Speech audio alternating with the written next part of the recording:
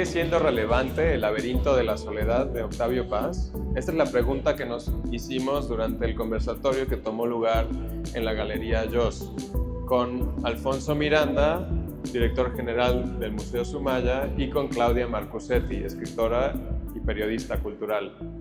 En esta ocasión tomamos el marco de la exhibición de Kitty Rice y Andrea Villalón, que hablan justo de El laberinto de la soledad. Soy Niklas Quirós, bienvenidos a Antropoidezos. Vengan conmigo al sexto capítulo.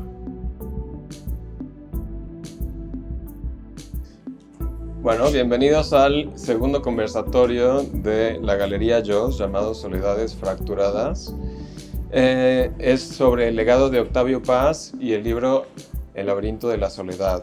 En este caso tengo a Alfonso Miranda Márquez, que me gustaría dar una pequeña introducción a todo lo que conlleva tu nombre. Alfonso es historiador, gestor cultural y crítico con especialidad en decodificación de la imagen visual. Cuenta con numerosas publicaciones como autor y coautor. Es columnista de las revistas Relatos e Historia, Museo Sumaya y coeditor de la revista digital de crítica y crónica de arte La Domadora. En 2003 ingresó a Fundación Carlos Slim como curador académico. En 2006 asumió la dirección de Museo Sumaya, Plaza Carso, Casa Guillermo Tovar de Teresa y Atrio de San Francisco. Desde el 2013 es miembro de la Asociación Internacional de Críticos de Arte y a partir de 2015 es miembro del Consejo Consultivo del Centro de Estudios de Historia de México, Fundación Carlos Slim. En 2019 asumió la presidencia de la Asociación Internacional de Críticos de Arte, Sección México. Desde 2022 es curador de Sonamaco, Salón Anticuario. Es parte del proyecto cultural Observatorio de Arte y en 2023 fue nombrado miembro de número de la Real Academia Hispanoamericana de las Ciencias, Artes y Letras. ¿Estamos bien? Y a mi izquierda tengo a Claudia Marcusetti, que nació en Italia y a los 13 años, si no me equivoco, se mudó a vivir a México y ahora también es mexicana, ¿no? También soy mexicana. En 2002 dejó su profesión de arquitecta para comenzar a escribir. Desde entonces ha publicado 7 libros. Lotería, historias de rifas diarias, una recopilación de cuentos, las novelas Los Inválidos, Heridas de Agua, Donde termina el mar y fuego, que no muere, la crónica, apuntes de viaje, la India y las entrevistas de lecturas y vidas, 80 entrevistas sobre el poder de los libros derivados de su programa TV Cambio Literal. Ha colaborado y colabora con diversos medios de comunicación impresos, como Excelsior, televisivos y digitales, en los que se ha dedicado a la promoción cultural, a su gran pasión y a la lectura. Un aplauso, por favor. Y bueno, me gustaría tal vez empezar con la razón por la que estamos aquí. En esta ocasión tenemos la exhibición de Soledades Fracturadas con Kitty Rice y Andrea Villalón, que pues son dos artistas que se relacionaron con El laberinto de la soledad, y ha sido pues un libro que obviamente ha marcado a tanto pues extranjeros, mexicanos. Es un libro global, universal, que se puede leer a través de las épocas. Y bueno, me pareció una gran oportunidad tener este conversatorio con estas dos grandes mentes. Kitty Rice realmente pinta este tipo de obras, como vemos aquí atrás de mí, a través de observación y también de cierta memoria de su estadía en México. Realmente su obra, que es en óleo, siempre tiene estas cuestiones como de lo cotidiano en México, como lo podemos ver en nuestro lado derecho, que hay una pintura sobre su primera vez en la que ve Reforma y se da cuenta de esta, este mundo un poco mágico que vivimos aquí, en donde un ejecutivo banquero puede estar al lado de tal vez un indígena de Chiapas vestido con vestimenta de oveja y un sombrero. Y a través de este tipo de interacciones, de lo alterno, ella se empieza a dar cuenta de tal vez su propio mundo y la burbuja en la que vive, pero también la adentra a nuestro mundo, ¿no? Bueno. Y Andrea Villalón, por el otro lado, ha sido una artista que ya tiene renombre, ¿no? Ha tenido más de 20 exhibiciones ya en México y en el extranjero. Y realmente su forma de pintar esta exhibición, que la hicieron al mismo tiempo, fue de una forma completamente diferente. Ella pintó a través de la memoria, tal vez de una nostalgia hacia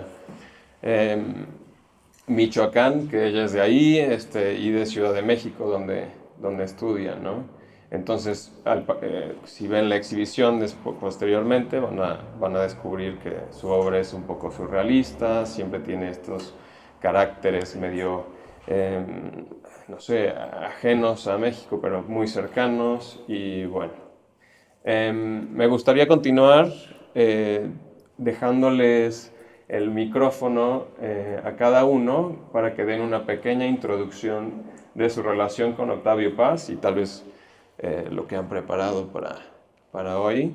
¿Por qué no empezamos con Claudia? Texto, Bueno, sí, ¿no?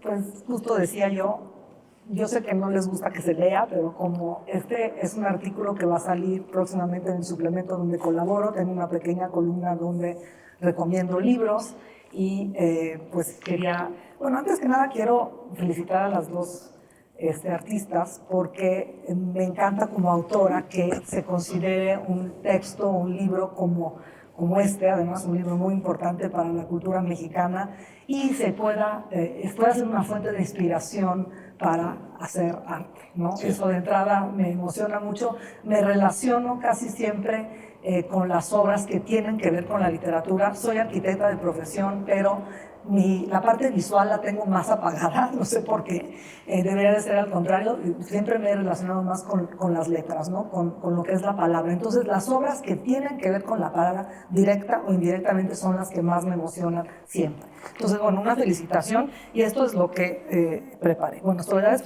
Fragmentadas es el título de la exposición en la que la británica Kitty Rice y la mexicana Alejandra Villalón dialogan en un mano a mano y con un común denominador: el laberinto de la mexicanidad y su intrínseca soledad.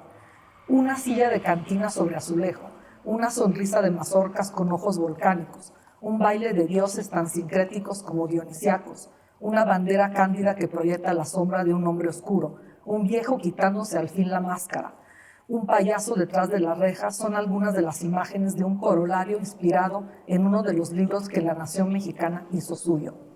Leí El laberinto de la soledad en los años 90, cuando tenía poco tiempo de haber llegado a este país y poco de haber aprendido el español, sin tener idea que más tarde adquiriría yo la nacionalidad mexicana y, por una mezcla de osmosis y vocación, adquiriría con ella una identidad tan compleja y peculiar como la nuestra.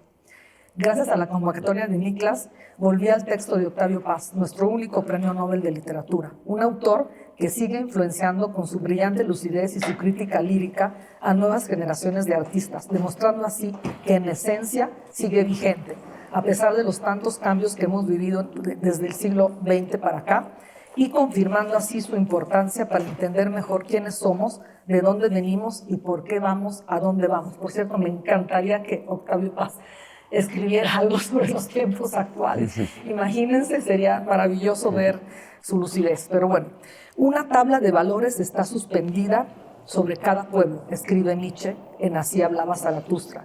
Y esta tabla de valores, mitos y modos es la que explora Paz en su laberinto, que él mismo definió como un ensayo de interpretación histórica o una crítica social, política y psicológica, aunque hay quien opina que puede resumirse en una elegante mentada de madres.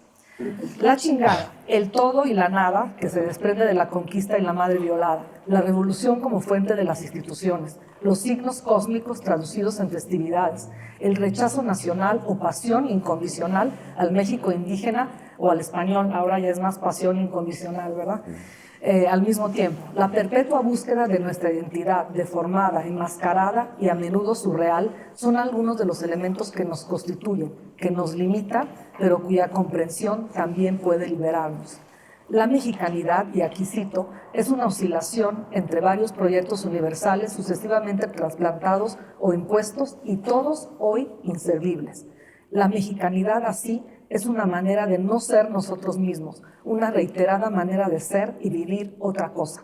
En suma, a veces una máscara y otras una súbita determinación por buscarnos. Esto escribe Paz sobre una búsqueda que los mexicanos continuamos hoy y que él también emprendió y continuó a lo largo de su vida, a nivel personal y en su obra. Un recorrido, el suyo, que lo llevó a entender y aceptar al otro. Y vuelvo a citar algunos párrafos sueltos escritos en 1950 en el capítulo del laberinto titulado La dialéctica de la soledad. Vivir es separarnos de lo que fuimos para internarnos en el que vamos a ser, futuro extraño siempre. La soledad es el fondo último de la condición humana. El hombre es el único ser que se siente solo y el único que es búsqueda de otro. Todos nuestros esfuerzos tienden a abolir la soledad. Así, sentirse solos posee un doble significado. Por una parte, consiste en tener conciencia de sí. Por la otra, en un deseo de salir de sí. En nuestro mundo, el amor es una experiencia casi inaccesible. Todo se expone a él, moral, clases, leyes, razas y los mismos enamorados.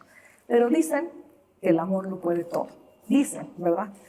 Puede que quienes dicen tengan razón, porque en 1993, todavía enamorado de su segunda esposa Marilló, Paz escribe La llama doble, libro según el cual cuando dos se besan nace un nuevo mundo. La soledad se vuelve entonces compartida. Paul Auster, en la invención de la soledad, por cierto, asegura que un libro, y yo añadiría cualquier expresión artística, ya sea una pieza de arte o una musical, etc., es siempre el producto de la soledad de alguien. Es decir, podemos estar encerrados en una habitación produciendo algo que nada tiene que ver con la soledad, pero lo vamos a hacer solos. Entonces, aunque hablemos de compañía, aunque hablemos de amor, aunque hablemos de los otros, el acto de producir arte normalmente es un acto de soledad. Sin embargo, a la hora de publicar ese libro, a la hora de tocar esa pieza o exponer esa obra de arte, esto ya lo digo yo, el artista va al encuentro de los otros en un acto que es también amoroso. Así que por el florecimiento y la sensibilidad que muestra Paz en su reencuentro con las emociones y con ese otro que tanto nos aflige, pero también nos seduce, La llama doble es mi libro favorito. Es al sentimiento amoroso y a sus dominios, el sexo, el erotismo y el amor, lo que el laberinto es a la mexicanidad y a sus dominios, la soledad, la identidad y una sociedad, la nuestra, en constante evolución y a veces incluso en ebullición. Y creo que estamos en un periodo de ebullición artística en México, ya comprobado porque haya una galería más aquí. Así que volvamos a Paz, hagamos la paz y si es posible el amor. Hagamos y disfrutemos también el arte, que tanto admiró y disfrutó este autor en vida y que es también una forma de amar. Así que muchas gracias y muchas felicidades de nuevo. Creo que la búsqueda de estas artistas, su forma formal y literaria, trasciende las nacionalidades, las fronteras y se transforma de algún modo en cariño. Y eso es lo que quiero, con eso me quiero despedir. Bravo.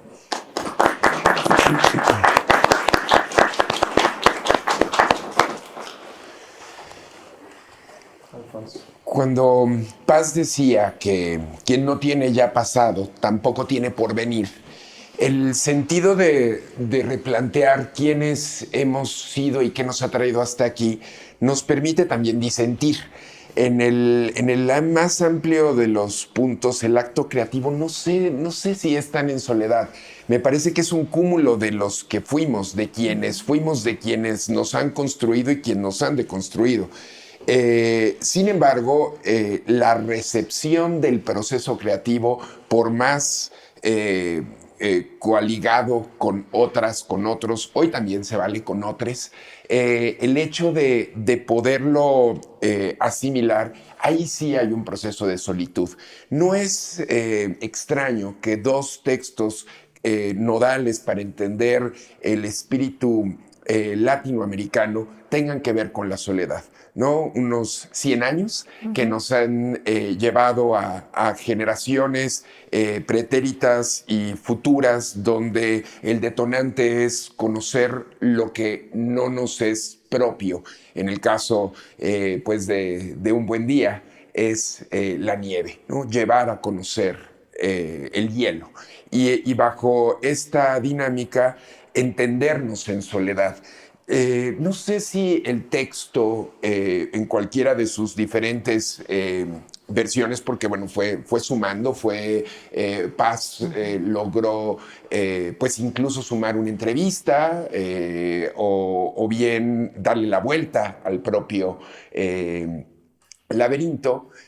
No sé qué tan pertinente es en el siglo XXI, un siglo que nos hace deconstruirnos y decolonializarnos. Parecieran palabras que se han pues incluso prostituido y muchos también ya las mandan a la chingada de Paz, a la madre violada. Pero también hay padres violados, también hay otros violados, otras violades. Y el lenguaje inclusivo, seguro Paz no lo haría No lo sentir. aceptaría nunca. Y es quizá una cuestión pues de cómo posicionarse frente a un tiempo que no es que estemos viviendo una transformación tecnológica que nos lleve a otra y a otra.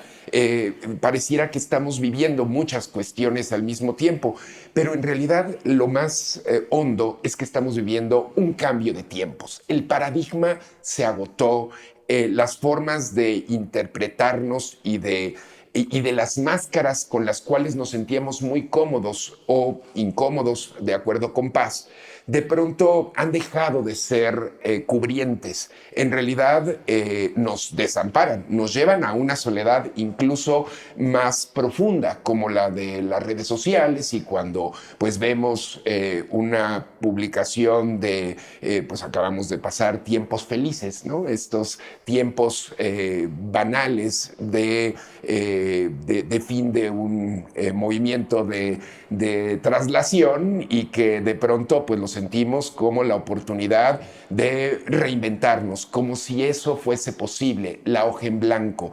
Y el hecho de que Paz pues hable del pachuco y hable de rajarnos o no rajarnos o de fastidiar al otro, del sometimiento, me parece que va más con un paradigma anterior, pero que todavía impera cuando tenemos a un personaje pues como Donald Trump a punto de ser de nuevo presidente de los Estados Unidos en un tiempo tan convulso para una decadencia imperial frente a una China pues que es pujante y frente a América Latina que sigue en redefinición.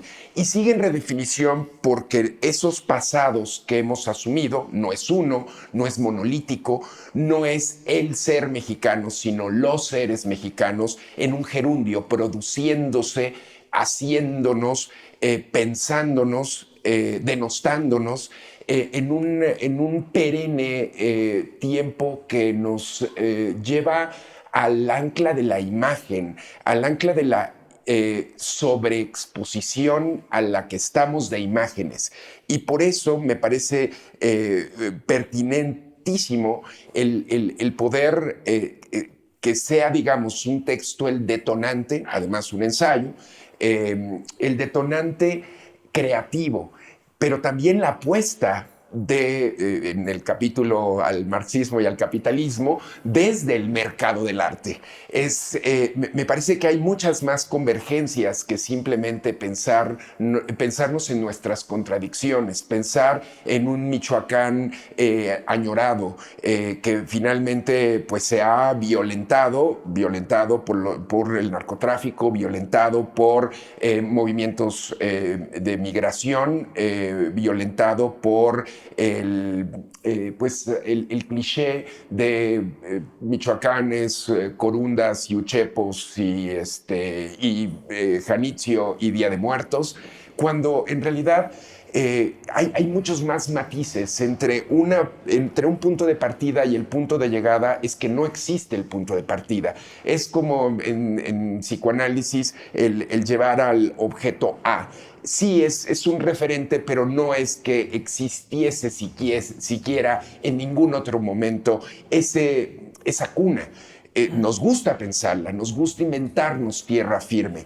Lo que es un hecho también es que desde el extranjero, desde ese otro mayúsculo, pues de pronto las mexicanidades resultan inasibles. Tenemos que entender sus choques, sus profundas contradicciones, sus profundas desigualdades. Hoy, para la biología, sabemos que no hay razas, no existe no es, bueno, aparte, digamos, cuando decimos o dice paz, indio o indígena, porque los llega a usar ambos términos, pues no está entendiendo la raíz de la palabra. Indígena es un oriundo de un lugar, es decir, yo soy indígena de Ciudad de México. Claro que no lo entendemos y hay palabras y connotaciones que tienen un impacto sociocultural, histórico, acotado, que nos llevan a repensarnos, pero pareciera que es muy fácil hablar de ellos frente a nosotros. Sin embargo, el extranjero nos tiene que unir, nos tiene que acotar, nos tiene que amasar. Y aquí hay dos ejemplos, ¿no? Alguien que, pues digamos, por pasión laboral decide tener una oportunidad en esta latitud, o alguien quien por camino de vida decide optar también como nacionalidad este país. Seguramente en muchos momentos estuvieron o imperan los clichés, ¿no? Del mexicano. Vamos a brindar, viva México cabrones, a la chingada. La fiesta de las balas. Exactamente, ¿no? Esta cuestión como de entender ese humor o entender, porque también me parece una constante mal comprendida, de que el mexicano se ríe de la muerte. Yo no encuentro a nadie riéndose ante la falta de un padre, de un abuelo, de una pareja, ante la finitud de la vida. En realidad es un modo de protección y de entender el ritual compartido, porque también están cuando, no en el laberinto, no en llama doble, pero cuando Paz rescata a José Guadalupe Posadas, de pronto la Catrina, la garbancera, es una burla al que tiene, al del poder, a esa sociedad porfiriana que pues había un abismo entre el que tenía y quien no tenía, de ahí pues las revoluciones de México, pero se queda como una estampa que hoy, gracias a Hollywood, hoy en llamas, literal, pero con James Bond, pues nos lleva a desfiles. Y sí hay algo público en el ritual del mexicano. Gusta de abrir su casa o decir mi casa es tu casa, cuando pues es también una mascarada, no porque no se abran las puertas, sino porque siempre hay un reducto de solitud. Y en el punto final que quisiera abordar como intervención, es que Paz no llega solo al laberinto.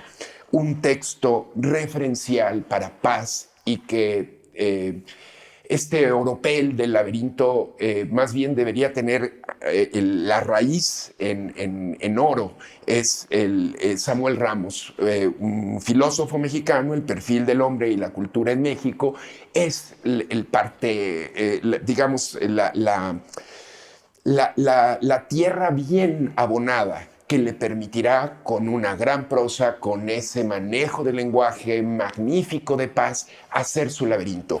Pero es Samuel Ramos quien nos lleva a entendernos primero como latinoamericanos, y voy muy brevemente, pero a a citar de Samuel Ramos lo que decía Bolívar del americano, ¿no? Escribía Bolívar entre sus observaciones sobre el Nuevo Mundo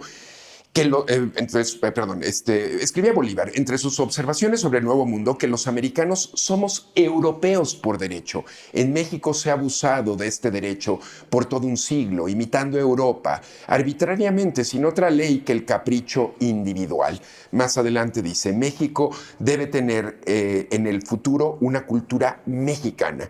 Pero no la concebimos como una cultura original, distinta de todas las demás. Entendamos por cultura mexicana una cultura universal, hecha nuestra, y subraya nuestra y lo pone en itálicas, que viva en nosotros, que sea capaz de expresar nuestra alma.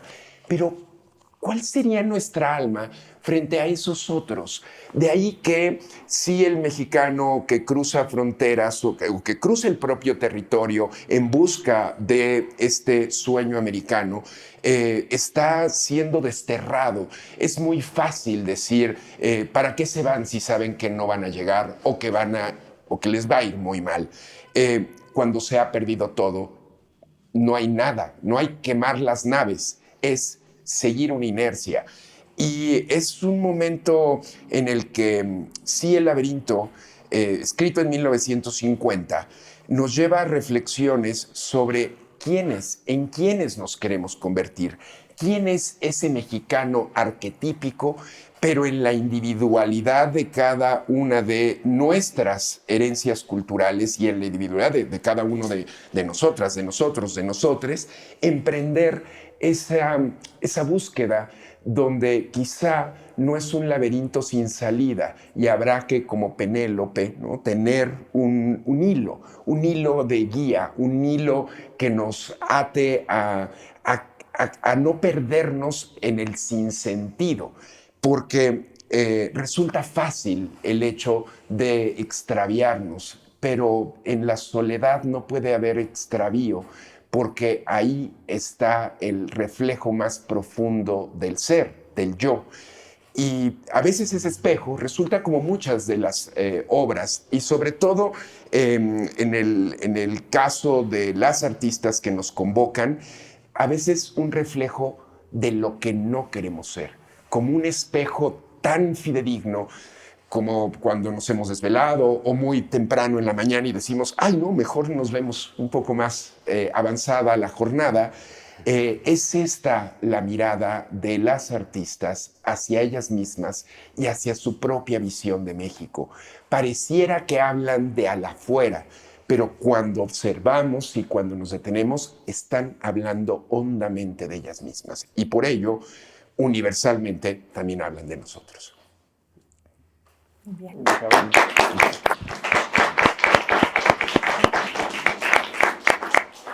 Pues qué fuertes palabras y bueno, me parece un gran parteaguas justo para movernos tal vez a otro tipo de cuestiones en el laberinto de la soledad.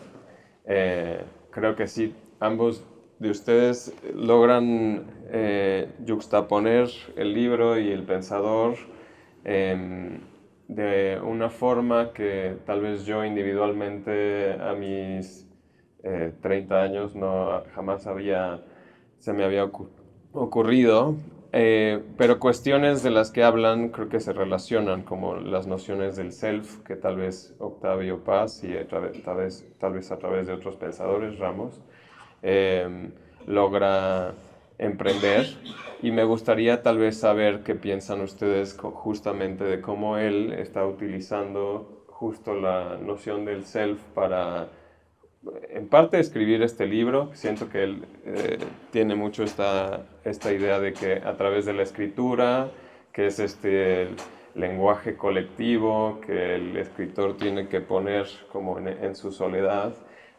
pero vive en esa contradicción de usar algo que es como sumamente, pues sí, de nuevo, colectivo, social, cultural, y lo tiene que incorporar a su ego y volverlo a esta trayectoria que se vuelve objetiva al escribirlo, pero es subjetiva al vivirlo, ¿no?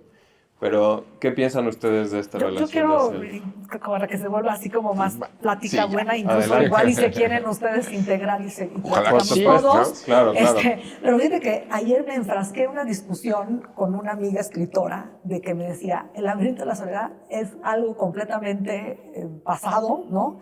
Y ya no es vigente en muchas cosas. Y un poco lo que estabas diciendo dentro de que, a ver, esto fue escrito en los años 50. Entonces nos va a llevar, y siempre en todas las cosas, y yo se los digo mucho también cuando se acusa a hombres en vano ahora, híjole, la verdad es que tenían que meterse en el contexto del momento para entender. Y lo que creo que hace Paz, que yo lo acabo de releer justamente porque quería venir preparada y se me olvida todo, entonces dije, quiero venir con la información bien fresca. Este recorrido que él hace histórico, tú que eres historiador, de los diferentes momentos que ha vivido, porque por más que queremos decir, vamos a ser quienes queremos ser, el futuro está... Yo soy un amante del pasado y yo creo que tú también, porque eres historiador, y no podemos olvidar quiénes fuimos y qué pasó antes de que llegáramos a donde llegamos. Por supuesto, hay una evolución en los últimos 70 años, que es desde que se escribió la primera parte de esto, porque bien lo dices, hay anexos de los años 70, entonces digamos que la última parte tiene 50 años más o menos. Pero lo que sí es un hecho es que nos ayuda a entender cómo fue evolucionando el ser mexicano en el curso del tiempo, lo cual para una extranjera como yo, que llegó sin saber por qué, me abrían las puertas de su casa, pero el siguiente día me podían apuñalar por detrás, porque es también mucho de la mexicanidad, esta doble manera de hacer y que viene de muy lejos. Y ya cuando uno lo puede entender, y eso es lo que trataba de decir en el texto, ya leerlo y poderlo entender, nos lleva a situarnos más cómodamente en el momento presente y sobre todo nos lleva a ver más claramente el momento futuro, ¿no? Que tanto en el arte como en la vida, como en la literatura, como por supuesto hay muchísimas referencias, además de, yo no conocía ese que mencionaste, pero desde, no sé, los primeros mexicanos de Benítez hasta Cosío Villegas. Un libro que me encanta es el del Tzotzil, que siempre me olvido, Historia de un Tzotzil.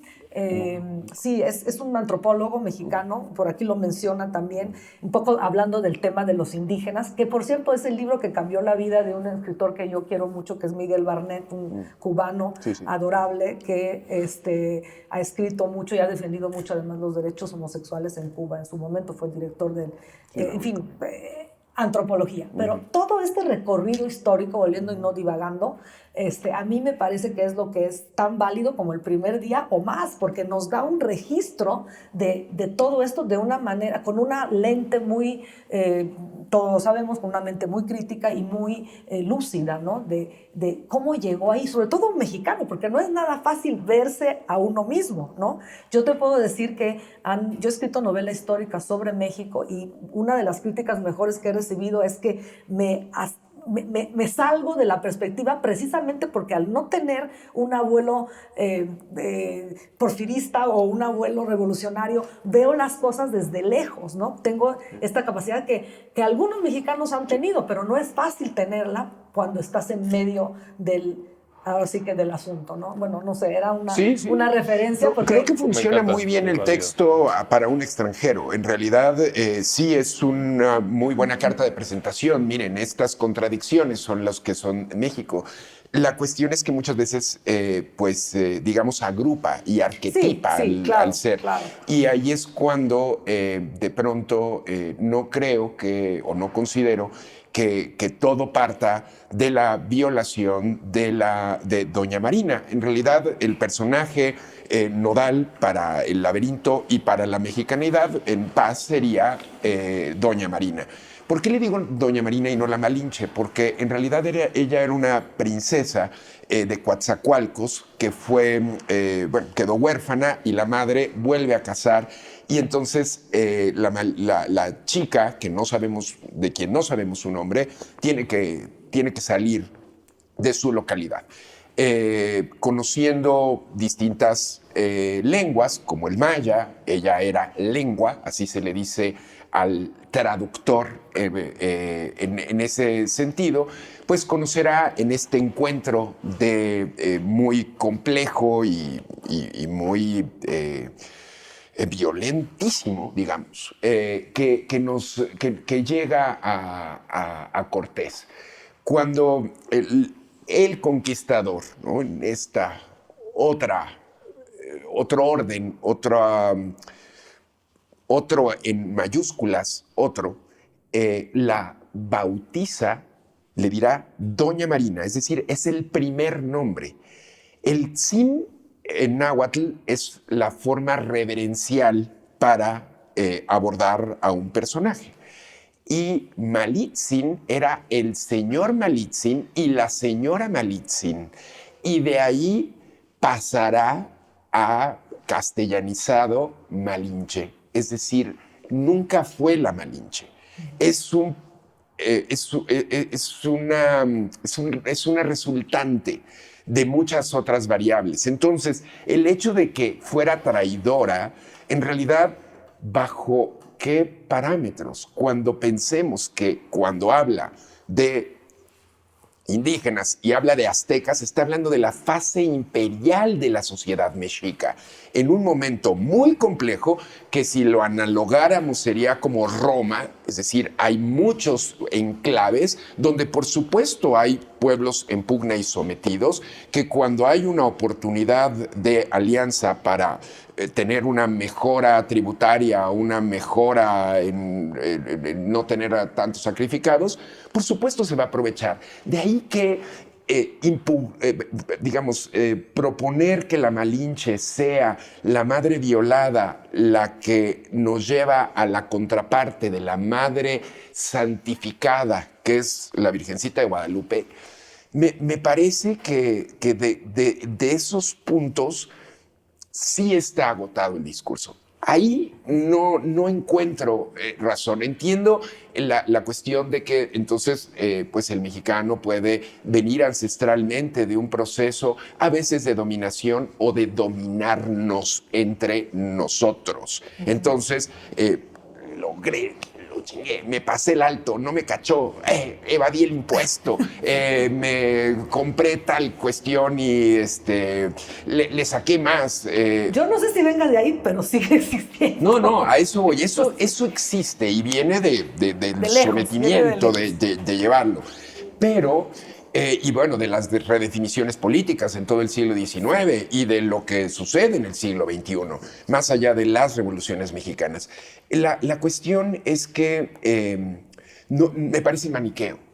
Y hoy hay otras vertientes que nos ayudan a entender. Creo que para el extranjero sigue siendo un textazo, para el mexicano es un textazo que necesita nuevos ojos, no para criticarlo, sino para dimensionarlo y redimensionarlo. No cabe duda, porque obviamente están estos 70 años donde pasaron muchas cosas que no están reportados aquí y que nos dieron. Por cierto, antes de que me olvide, ya encontré el nombre es Ricardo Posas, a Juan Pérez Solote, autobiografía de un Sotzil, que me parece fantástico, visto que estamos hablando del tema indígena con la Malinche.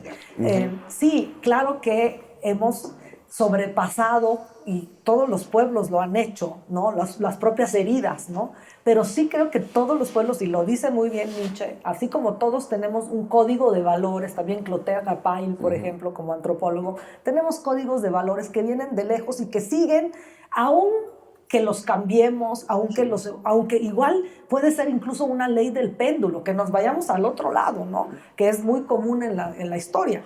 Pero sí venimos de algún lado. Y todos los países, mira, por ejemplo, la Guerra Civil Española es uno de sus parteaguas. La literatura y las novelas todavía siguen hablando de la Guerra Civil Española. O en Italia, el fascismo. El fascismo es un parteaguas, porque así como Roma fue un parteaguas en su momento, más recientemente es una herida abierta donde es una confusión de un pueblo, ¿no? Donde de pronto hizo esto, pero quería hacer lo otro y acabó en un resultado terrible para todos, ¿no? Porque al final, y creo que eso es lo que pasó, no nada más con Malinche, todo el momento de la conquista, pero también todo el momento de la revolución, todo el momento de las leyes de la reforma, son momentos que van marcando y que después pues te vas liberando de ellos, vas evolucionando. Yo creo que esa herida nos empeñamos en abrirla, en tal vez hacerla también, más honda, tal vez y también. que de pronto es en discursos, pues que los vemos políticos, es que malditos españoles, infelices, Ah, sí, eso ¿no? está- es- Que es- nos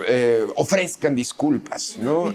Todavía estamos en eso. Cuando históricamente además, no nada más porque a ninguno de los que estamos aquí pues nos deberían nada, ¿no? O sea, Totalmente. quizá los ancestros, pero ya ni siquiera los abuelos ni a los chosnos, es todavía más atrás, son 5 siglos. Sí. Sí, 700 años de Sí, la pero eso estás de fundación, acuerdo que son de usos la fundación de políticos que se México le da la Tenochtitlan. información. O sea, son usos políticos y... Claro, pero unos son muy necesariamente que sí impera, que sí funciona, que sí le engrasamos y decimos sí funciona. Un partido pues en el poder en México que utilice en siglas, pero a la morenita del Tepeyac, ¿no? El estandarte para, bueno, y decimos el neoliberalismo foxista, tenía a la morenita del Tepeyac y también al Se Zapata, aprovechan, se y aprovechan. no solamente el padre Miguel Hidalgo y Costilla, ¿no? En realidad es ese uso que tiene sentido aún. Y entonces nos gusta la victimización, nos gusta el hecho de no crear puentes de entendimiento porque es más sencillo. Pues este así soy, ¿no? Bueno, y entonces hacia dónde quisiéramos elaborar otro tipo de discurso, y es mucho más fácil no hacerlo. Esta repetición constante, doliente, porque es muy dolorosa, decir, bueno, después de ese proceso tan complejo como cualquier conquista en cualquier momento histórico, toca en esta tierra, después vinieron 300 años. 300 años donde hubo muchísimas más cosas, formas culturales, hibridaciones culturales. Yo ya no puedo utilizar la palabra mestizaje porque si no hay razas, pues no hay pero sí hay una hibridación cultural. Hay formas de entendimiento. No es un arte solamente en este sincretismo. No, a veces impera más una vertiente afrodescendiente, otras imperará más un judaísmo converso que llegó a caudales a Nueva España. Otras veces habrá pueblos originarios muy amplios que no los tiende paz, o sea, se queda con una parte del centro y nos vuelve a ser Bueno, tiene una visión muy centralista. cincuentera del asunto, ¿no? Y centralista, que sigue siendo un dolor para los Méxicos. Y seguimos diciendo, pero es la capital y son las provincias internas, cuando pues no, son estados independientes que tienen soberanía. Pero no los entendemos así y no nos queremos entender así. Entonces no sé si la herida la queremos suturar o la queremos hacer más honda. Pues probablemente tengas razón. Es muy fácil cuando tiene una herida ir con el dedito ahí, es lo primero que hace uno, ¿no? Es como Pero, natural. Hablando justo de estas heridas, ¿no te parece que justo en el tema de la Malinche o la Malintzin, dependiendo de la traducción, porque al final es un tema de traducción, no tanto de la existencia que este tipo de mitos se siguen replicando hoy en día y se siguen utilizando, nos lo siguen enseñando en las escuelas desde hace tu época, mi época, probablemente todos en este Ya me dijo cuarto. viejo, ¿vieron? Así. No, pero me refiero a que son mitologías que siguen siendo habitadas, claro, y por ende siguen teniendo una relevancia que nos afecta como en nuestra vida, pero tienen claramente una falsedad en su base, en su origen, pero como dices, pero funciona. La búsqueda del origen, como diría tal vez en el prólogo Nietzsche Así hablar Sartre. Sí, bueno. Sí, o sea, la búsqueda del origen es la falsedad realmente, es el problema, es que no vamos a encontrarlo, y a pesar de que de ahí hayan llegado, bravo, llegó la luz, mira. Llegó la luz. A pesar de que ahí hayan llegado, básicamente, pues, nuestras nuevas investigaciones de arqueología, pseudociencias que salieron después en 1800, 1900, aún hoy en día utilizamos la prehistoria, por ejemplo, para justificar la política, como bien dices, actualmente en todos los gobiernos lo usan, ¿no? está este pensador Gerulanos Varoufakis, que tiene una visión nueva, siento, que menciona justo cuando Bush en 2001, después de las torres, ¿no?, dice vamos a bombardearlos de regreso a la edad de piedra. O sea, entonces seguimos utilizando estas mitologías para incorporarlas a nuestro momento. Y creo, desde mi punto de vista, que es tal vez ambiguo, pero que Paz logra ver en su época, en su momento, como un México que no logra politizarlo a él, que logra él estar un poquito, obviamente con su bias, con su prejuicio, pero a mí me sorprende que haya creado tantos conflictos en el mundo político él mismo, ¿no? Como en la izquierda, es izquierda, no es izquierda, él criticaba a la derecha, a la izquierda. Pero creo que eso ¿sabes? se puede ver muy bien en el libro que comentábamos, perdón, que te interrumpa, interrumpa, por favor. Que comentábamos hace rato Alfonso y yo, que escribió Guadalupe Nettel, justamente porque el título es Palabras en Libertad, y ella justo su ensayo va de qué tan libre se pudo mantener Octavio en el ámbito del poder, cuando en realidad, sí coqueteó, sí hizo, como tú dices, molestó a mucha gente, ya sin hablar Elena Garro, que esa ya es otra. Pobre, también es otra, le fue como en feria le fue con como él. en feria, que por cierto salió un excelente libro que se llama Los recuerdos sin porvenir, que me ha encantado porque es un poco, es una editora que convive con ella en sus últimos años, y ella le cuenta pues todavía el grandísimo odio que le tenía a Octavio, todavía cómo La deshizo. La deshizo, O sea, la deshizo. Pero también es cierto que dentro de todo, y debo decir esto porque muchas veces, sobre todo en los recuerdos no del porvenir, los recuerdos sin porvenir, no, los recuerdos del porvenir, es decir, las de Elena, hay cuatro prólogos de 4 mujeres que prácticamente se acaban a paz y la verdad es que él sí la apoyó mucho, y no solo, yo creo que la respetaba mucho como autora, y así como respetó mucho a Sor Juana Inés y a la mujer como creadora, y yo creo que claro, dentro del contexto de los años 50, ¿no? Porque no podemos sí, heteropatriarcal y machista, sí, pero no podemos hacerlo para atrás, pero ¿no? no podemos, es lo que yo digo, no pueden juzgar a los hombres que vivieron ese México con las reglas de hoy, porque no eran esas reglas, ¿no? Ni la historia. Ni la historia. Ni ningún momento. Y mira, lo dice Paz, el contexto histórico es importantísimo. Tú como historiador lo sabes más que nadie. Pero bueno, ya me perdí en lo que quería decir. No, en la cuestión política, que sí hay un Paz muy libre, yo siento, después de haber sobre todo leído el libro muy puntual de Guadalupe, de su postura política, ¿no? Que muchas veces la situamos en un lugar o en el otro. Yo creo que él tenía una lucha constante por su libertad. Eso me parece muy valioso. Y bueno, no sé qué opines. No, bueno, cuando estuvo en India, ¿no? Y renunciar por la matanza estudiantil del 2 de octubre del 68, pues hay un posicionamiento político, y eso también lo ha enaltecido. Yo creo que siempre estuvo vinculado con el poder, y sí fue muy... pues digamos, mucho más cercano de lo que él mismo declaraba y de lo que a posteriori quisiéramos ver, ¿no? Es un personaje ¿Y será que, de Estado. que él se acercó o se le acercaron? Ambos, yo creo que se va dando esa relación, se está tejiendo, ¿no? Y aparte, bueno, pues era Paz, ¿no? No, y eran los tiempos también donde estaba el uso de los intelectuales para cuestiones políticas, era bastante común, ¿no? Este acercamiento. ¿Y qué lo trata en el episodio de los intelectuales? Porque además entiende muy bien a su padre, Irineo Paz, le pasaba lo mismo, él estaba dentro del sistema, no fue antisistema, porque yo creo que también es un buen deseo. ¿Quién puede ser antisistemas si somos parte de ese engranaje, aunque estemos en la orilla? De un modo u otro. O cuando decimos, es que se adelantó a su época, pues no hay manera. O sea, yo entiendo que quisiéramos decir, pero nadie puede hacerlo.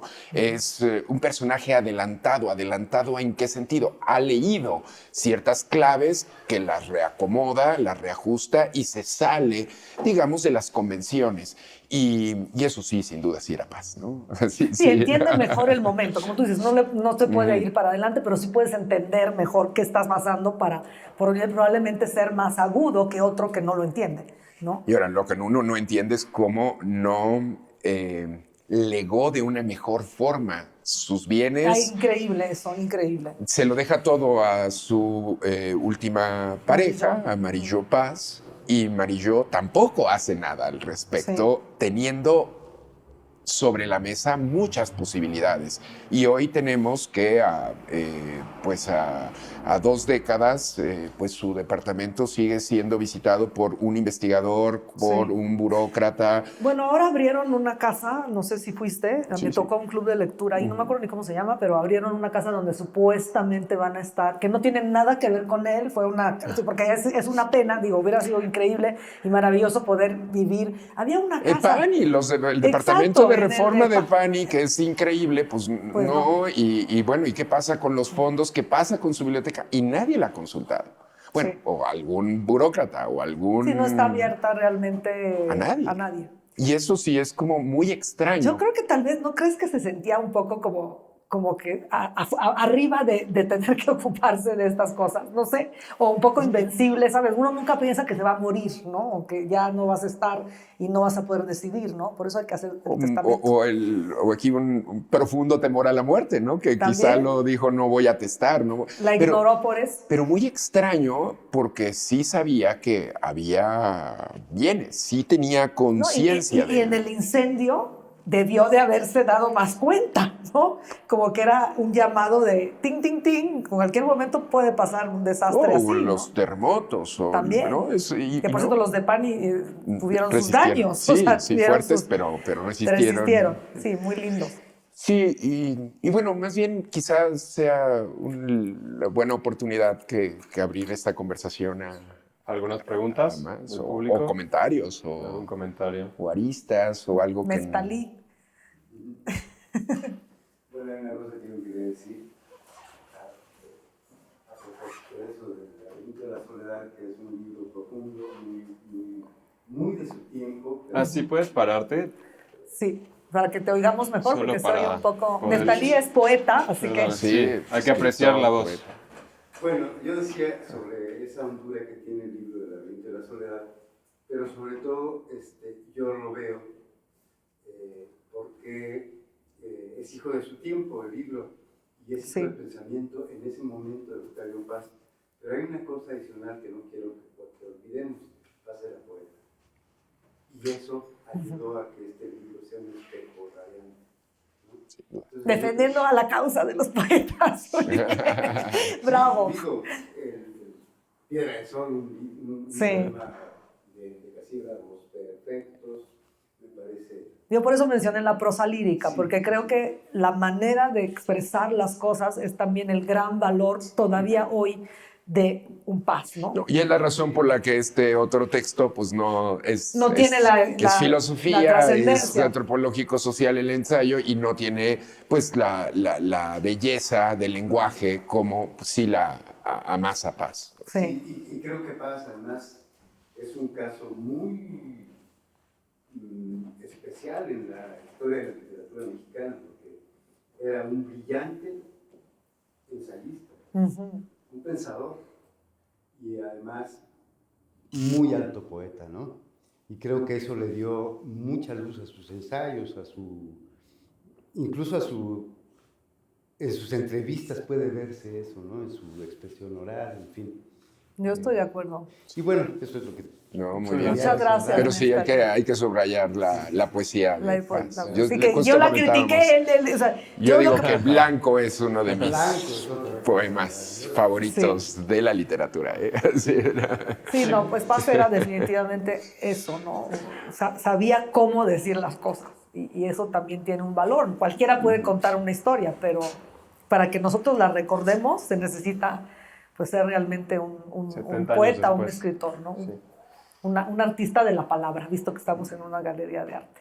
Aunque tal vez por eso mencionaba yo lo del self, como su cuestión del self, porque ahora que llegaron como a su herencia o a lo que deja, siento que es alguien que logra comprender tal vez de forma fenomenológica como esta noción de subjetividad que desaparece y lo logra objetivizar en las palabras y en lo escrito y en la tinta, pero tal vez entendía que era efímero, como bien lo dice en el texto, ¿no? Como que esta cuestión, pues, no iba a importar en su vida después, ¿no? Era simplemente esta continuación, esta evolución, que era la historia misma que él vivía, ¿no? Y que asemejaba de muchos lados del pasado, de lo que podía razonar de otros lugares y tal vez un poquito predecir qué estaba sucediendo, ¿no? Y por eso sigue siendo un detonante creativo, que lo Claro. vemos, ¿no? Es ahí donde tiene o adquiere otros sentidos y se inviste el símbolo de nuevos símbolos cuando encontramos a dos creadoras con 30 una mirada... años, además, Sí, muy muy jóvenes. jóvenes y con, además, sí, atravesadas por los colores de México o de los eso Méxicos. es algo, fíjate que ¿no? yo lo volví a leer y no hay una mención al color y me extraña mucho. Tiene otro ensayo que tiene que ver en este con no hay esto. En una este sola no hay mención nada. al color. Sí, ¿Cuál sí. es? Uno que tiene que ver con arte, ahora lo Sí, recuerdo. porque él escribió mucho sobre arte. estética. Muchísimo. Sí, mucho. Y varios, además, sueltos, pero es cierto, en las trampas de la fe tampoco hay mención al Menciona el color. color. Y yo justo pensaba y quería sacar alguna cita para poder relacionar lo Sí. colorada que es esta exposición y no encontré ninguna. Y mira que lo volví Sí. a releer todo. Solo dicen las fiestas, lo Sí, las suntuoso, fiestas. pero no Pero es, no es el color. esto, ¿no? Y el color, hablar de México sin hablar de color es... Sí, la le luz es faltó. la que te da Le una... faltó. Sí. Sí, es extraño porque la luz y el mayoría... color, las dos cosas, porque efectivamente también Tina Modotti decía, mi protagonista de Fuego que no muere, la última novela que tengo, decía, la luz de México no la volví a encontrar en ningún otro lado, por eso no volví a fotografiar nada, ¿no? Y eso es algo que es muy, muy de México y es muy transversal y universal y no va a cambiar, ¿no? Y eso no está olvidado ahí, pero bueno, son cosas que seguramente, como tú dices, están en otros textos, ¿no? Sí, he visto a muchos artistas, tal vez más extranjeros, que obviamente pues, viven tal vez en un lugar más gris, tal vez en Nueva York o en Inglaterra en este caso, que sí dicen, descubro yo el color en el momento en el que llego y eso me hace lograr pintar cosas que jamás hubiera soñado. Sí, atreverse a usar el color de otra manera, porque si hay color, nada más hay un empleo más diferente. brillante y pues también Claro. la luz y los sabores, ¿no? La fruta, los Exacto. contrastes, este espíritu barroco que trasciende al periodo estético. Ahorita me acordé del cuando 18, dijiste la ¿no? fruta y el mercado y los colores, Gloria Gervitz, que en ese inmenso poema, Manifestaciones se llama. Manifestaciones, sí. Manifestaciones. Bueno, o sea, que además es un poema que lleva 20 años de estar construyendo y hay unas partes que dices, qué vibrante mostrar México de esa manera. Gloria Gervitz, muy recomendable poeta. Y de pronto, pues, el bocado de un mole o de un taco que tiene piña y que tiene cebolla cruda, pero tiene el cilantro, de pronto esto es complejo para el otro. Puede ser fascinante para muchos, pero para otros incluso puede ser repulsivo, es demasiado. Vuelvo a acordarme y habla de las no sé qué fruta abierta, como vulvas abiertas. O sea, la pitaya, ¿no? Creo que era, ¿no? Sí, exacto. Creo que era la pitaya. Es tan evocador, ¿no? Tan sensual incluso. Pero bueno, ya el erotismo y el amor, por eso también creo que Paz hace un gran trabajo. En Callurajo lo hace maravilloso, ¿no? Ese también que es muy interesante si tenemos a dos intelectuales en contraposición, uno desde Perú, Juan Hacha, y Octavio Paz, no hay punto de concordancia. ¿En qué sentido? Paz dice que un mexicano, un latinoamericano, puede hacer la gran historia, es decir, puede llegar a Callurajo y hablar sobre el arte erótico. Crea el ensayo, da a conocer incluso al mundo este epicentro, sí, sin duda, de erotismo. No es unívoco en Callurajo, pero está. Y que dice Juan Hacha, ¿por qué tendríamos que decir que, no sé, el Ariel es como el Oscar mexicano? ¿No? Pues el Ariel es el Ariel. ¿Por qué tenemos que decir que analogarnos con las historias de las occidentalidades cuando nosotros tenemos que mirar a nuestras herencias culturales, las más remotas, las horizontalmente llevadas, pero incluso las que denostamos. Y ahí sí es muy interesante, Acha, cuando pues, nos lleva a decir, ¿y qué estamos haciendo distinto? Amén de conocer en dónde estamos parados, esta radiografía. Bueno, ¿y esto para qué me va a servir? Para volver a cometer las mismas acciones que nos van a llevar a los mismos resultados. No he leído Hacha, siempre se aprende algo. Así que no, es interesante. Bueno, es Denson, porque no es poeta. Sí, porque no tiene esa capacidad de expresión. Pero sí, es interesante. Y sí, me parece que hay necesidad en estos hoy procesos de colonialidad de decir, bueno, cómo reestructuramos nuestro lenguaje, porque es desmontar un conocimiento aprendido o muchos conocimientos aprendidos, incluso por generaciones y que funcionaban. Cuando yo les decía es que estamos en un cambio de paradigma civilizatorio, pues es que es la era del conocimiento, la era de las nuevas tecnologías y más allá... La era del lenguaje inclusivo, que a mí sí me cuesta mucho trabajo y me encanta que tú lo estés usando. Cuéntame, posiciónate en el lenguaje desde la academia de la hispanoamericana... es con ese texto entré, que además... con ese texto entraste. Fatídico. O sea, fatídico, porque claro que decían, ¿pero qué está diciendo? Y es todo lo que, pues, estos académicos están en contra. Y, o sea, acababa ahí, ¿por qué no?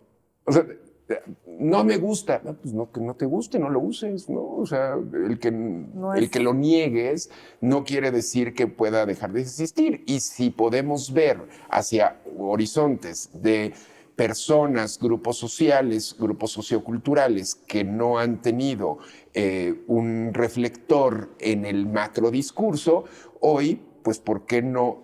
Lo que estaría quizá en contra es exclusivamente utilizar el lenguaje exclusivo. Me parece que hay que decir, por los movimientos feministas tan importantes desde el siglo XX y todo lo que llevamos del XXI, estas más de 2 décadas, decir claramente nosotras, nosotros, nosotres. Es que es más complicado. Bueno, estamos reconociendo a ellas y a... Porque es que es terrible el lenguaje woke, ¿no? Hoy, cuando en México decimos feminicidio, va más allá de un homicidio.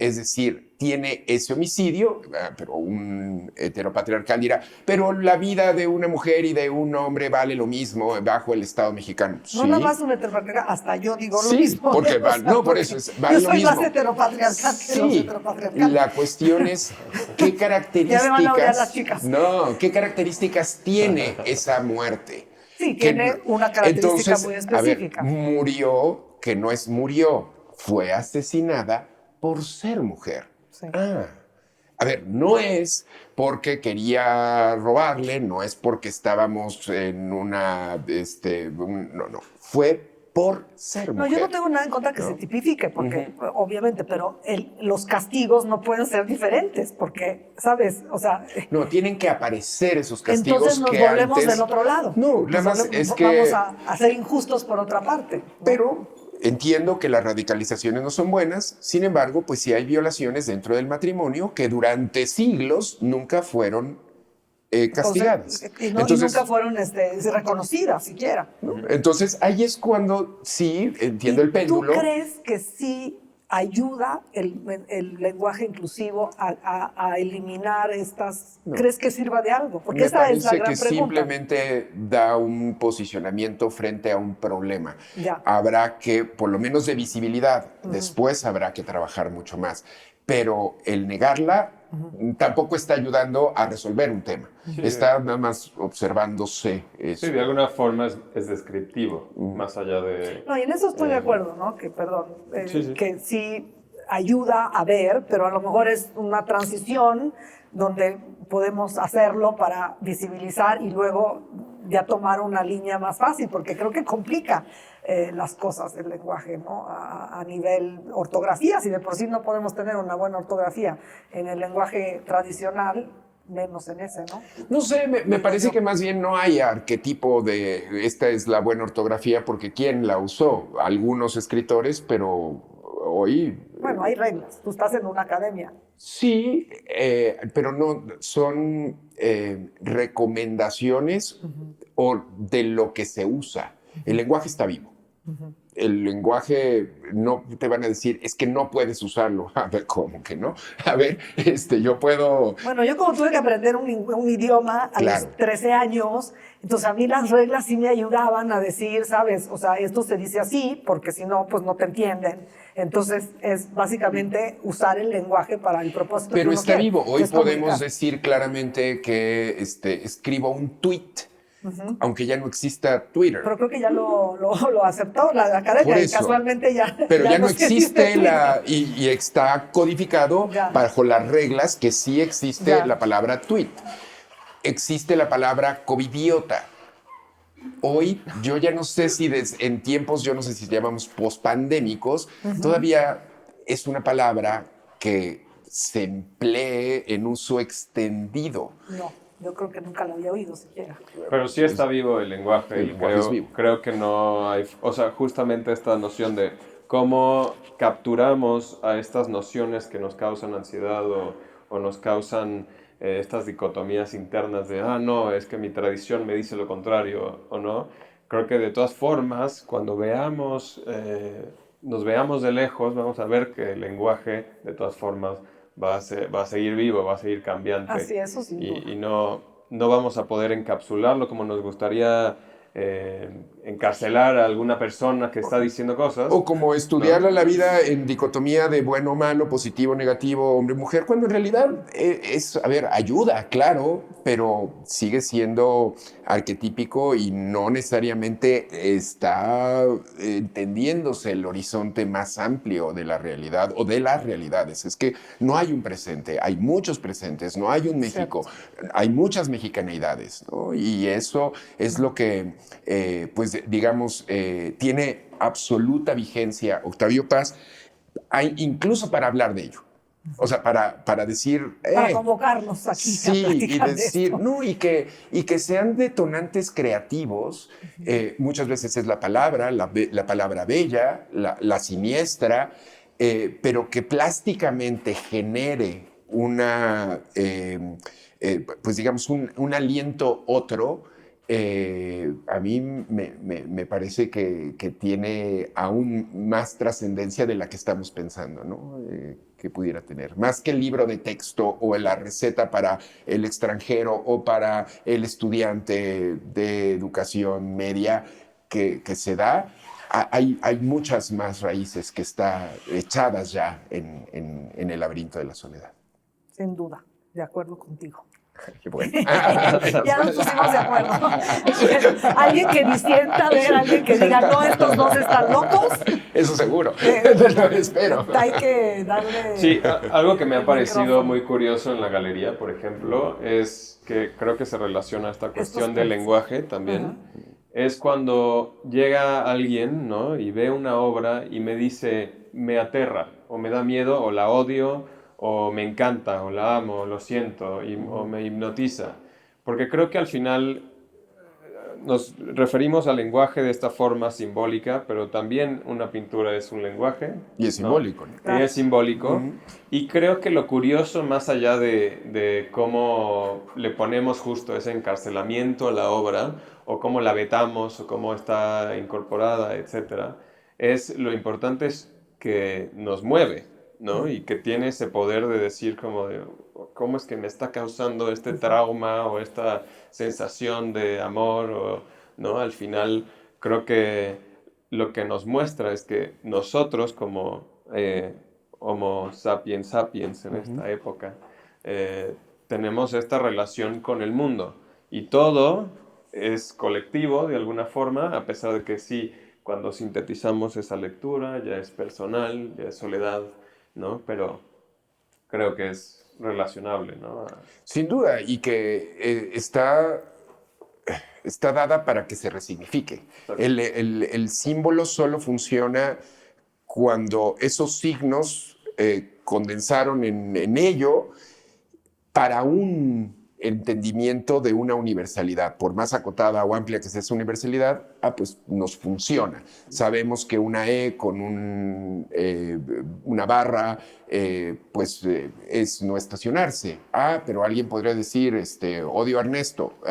Sí, pero tú en el colectivo. Sí, exacto, debe de haber, no sé si reglas, pero por lo una menos convenciones, Son exacto, convenciones. percepciones que nos homologuen para poder comunicarnos, porque al final no podemos olvidar que el lenguaje sirve para comunicar con el otro. Sí, o sea, para ser entes sociales. Y Sí, eso es también ya sea lo que la da... pintura, cualquier lenguaje Sí, sirve sí. para comunicar, porque si no, estas jóvenes no estarían expuestas aquí queriendo impresionar o emocionar a un público, ¿no? Claro. Sí, sin duda. Pero creo que ya están cansados. Sí, me gustaría terminar con una cita justo de la dialéctica de la soledad, que es el último párrafo que escribe Paz ahí. El hombre moderno tiene la pretensión de pensar despierto, pero este despierto pensamiento nos ha llevado por los corredores de una sinuosa pesadilla, en donde los espejos de la razón multiplican las cámaras de tortura. Al salir, acaso, descubriremos que habíamos soñado con los ojos abiertos y que los sueños de la razón son atroces. Quizá, entonces, empezaremos a soñar otra vez con los ojos cerrados. Como Qué Goya, bonito. ¿no? Exacto. ¿No? Y Como... regresamos al arte. Sí, y porque regresamos Goya es al eso, arte. ¿no? Cuando te das cuenta de que pues el monstruo de la razón, ¿no? Allí, Sí. en ese momento de más lucidez, ahí también ahí está lo siniestro, ¿no? Creo que hay una pregunta por allá. Muy bien. No, quisiera hacer un comentario. Por favor. Yo soy un matemático científico, ¿no? Esta conversación es increíble para mí, porque en casa había 3 idiomas, inglés, maya y el idioma castellano lo aprendí a los 7 años. Seguro los 3 los sé de hablar pésimo porque los combino, la fonética. No te preocupes, yo hago lo mismo con el italiano. Pero a lo Todo el tiempo. que voy es que Quisiera solo hacer dos apuntes. El segundo sobre el arte. Segundo sobre el arte y la luz. El primero, En en el 2018, 2018 existe un grupo que se llama Nuestra Lengua, somos indígenas, radicados en la Ciudad de México, que hablamos sobre la influencia de nuestras lenguas, Purépecha, Maya, Náhuatl, sobre este castellano mexicano. Y hubo un apunte sobre porque alguien preguntó por qué se dice Malinche y Malinche. Y los náhuatl parlantes, tanto de tanto Puebla, Tlaxcala, sobre todo uno de Tlaxcala, ¿no? Me preguntan por dónde, no me acuerdo, dijo. Les voy a explicar. Malintzin era porque bautizar a esta mujer como Marina, pero dentro de la lengua náhuatl no existe el sonido R, es L. Entonces ella es como Alfonso. Alfonso. Era De Malintzin. Malín. Y la La manera manera de hablar. Y Malinche se refiere a Cortés. Es para denominarlo a él, porque él era el acompañante de ella. Porque El mundo centro veía a Malinche como la portadora de la palabra, y él lo veía en segunda clase. Entonces, el nombre de Malinche es para él. Ese es el origen de Malinche. Y Y dos, trato de explicarle al mundo cómo funciona la luz en México. Y uno de los grandes... Yo leo libros desde Pitágoras y Penrose, soy aburrido, y esto para mí es interesante, ya tomé nota de los títulos que tengo que leer, pero uno de los hombres que entendió cuál es la diferencia, por qué los artas, y sobre todo los extranjeros al llegar a México, este hombre tiene una sentencia, se llama Carlos Pellicer, y me encanta porque es lo que yo explico con ciencia electromagnetismo y óptica. Él dijo: trópico, ¿por qué me diste estas manos de sol? Ahora todo lo que toque tendrá color. El trópico significa que México está lo más pegado al Ecuador y gracias a ello tenemos 6 fenómenos de luz, 2 equinoccios, 2 solsticios y 2 puntos cenitales. Esto hace que la luz llegue de una manera y vibre a nuestros ojos, de manera que los colores que lleguen. Luis Barragán tenía una cosa, le encantaban la moda, porque todos los colores que él vio en otros textiles llegados desde otro país vibraban de forma diferente acá. Y esa es la manera por la cual México, Afganistán, las Islas Canarias, Hawái y otros, India vibran los colores, pero somos los únicos que realmente vivimos los colores. Gracias. Qué bonita explicación. Muchas gracias, Chuck. Muchísimas gracias. Bueno, Y nada más había un cuarto lenguaje que se hablaba en casa, el de los números. Sí, ¿No? sí. ¿Y estudiaste matemática, la carrera de matemática? Solo 2 años y después me fui a ingeniería. Ay, y yo quería estudiar filosofía y letras y matemática al mismo tiempo. Y estudié área 1, físico-matemático, en la preparatoria, en el bachillerato. Pero luego me decanté por arquitectura y ya. Pensaba yo que... Pero me encantan las matemáticas también. pues bueno, muchas gracias por venir al segundo conversatorio en la Galería Joss. Espero les haya parecido interesante esta conversación que fue bastante dinámica, según lo que yo pude experimentar. Que no nos hayamos aburrido. No, que regresen. nosotros nos divertimos. Sí. Esperemos que los demás Pero, también. Espero vuelvan a los siguientes conversatorios que hagamos durante No, qué gran el año. iniciativa. Yo te Sí, tengo que felicitar gracias. a ti porque tú eres el motor de todo esto y qué gran iniciativa que se hagan cosas en común y en concordancia entre todas las artes, ¿no? Porque al final estamos aquí para comunicar, para darnos, para amar, como yo trataba de decirlo, y es lindo poderlo hacer en conjunto con otros artistas. Y esas transdisciplinas que son las que necesitamos, ¿no? Desde puntos que aparentemente pueden ser pues simplemente paralelos, cuando se entreteje es lo que también nos hace mucho más enriquecedor los lenguajes artísticos, ¿no? Y vivir plenamente. Ujú. Bueno, Eso. gracias. Gracias. Muchas gracias. Porque espérense, vamos a sacarnos una foto. No se mueva nadie, vamos a sacar nuestro selfie. Ustedes tienen que voltearse. Ok. Ahí estamos. No las compartes, por Claro, favor. claro que sí, gracias a todos. Ay, déjame, me voy a sacar una foto con esta cosa que